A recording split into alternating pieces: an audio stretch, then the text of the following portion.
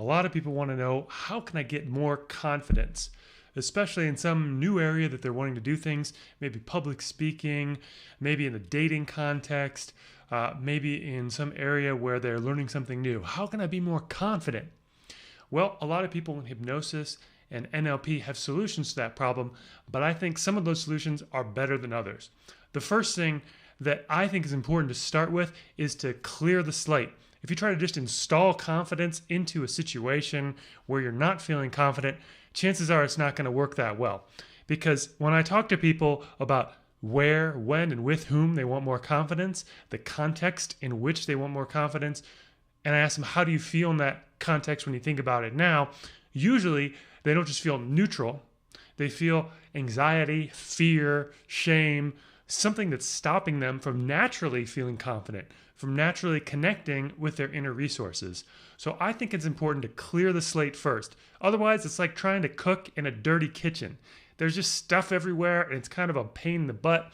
So if you clear the slate first, transform the anxiety, the stress, the fear, whatever's there already, then it's a nice neutral state. Then you can add some things.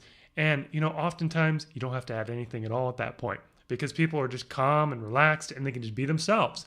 But there might be something else you want to add, like a little bit of liveliness, a little bit of fluid expression, maybe connecting with their resources, their knowledge that they already have, so they can express that in the moment. Now, sometimes also you need a little competence to go with that confidence.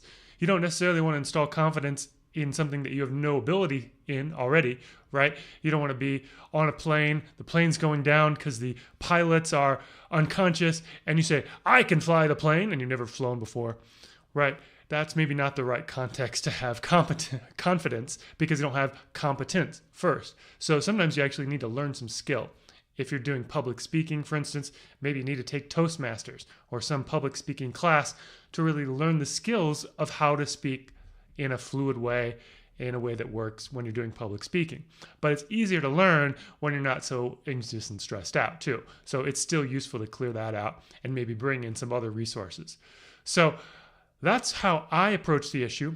Now, if you approach it a different way, if you just install confidence and you pump yourself up and maybe you make a power move like Tony Robbins says, you go, yeah, yes, yes, yes, and you get yourself all manic and crazy, I guess that can work, but it has some downsides. Number one, what goes up must come down. So maybe you get real pumped up for public speaking or for whatever it is you're going to do, and then later you crash because you just pumped yourself up so much because it was kind of inauthentic. It wasn't really you, right? You couldn't be your natural confident self. So I prefer to help people to just clear the slate, be their natural confident self, and if there's something else you need in there, we can add in that too. Hey, my name's Duff. I'm a hypnotist. Ooh. And I help people, among other things, to develop natural confidence, whether that's in public speaking or some other area of life. And I also do a bunch of other things. You can check out what I do at duffmcduffie.com in the link below. And I work with people on Skype as well as here in Boulder, Colorado. So thanks for watching and have a wonderful day.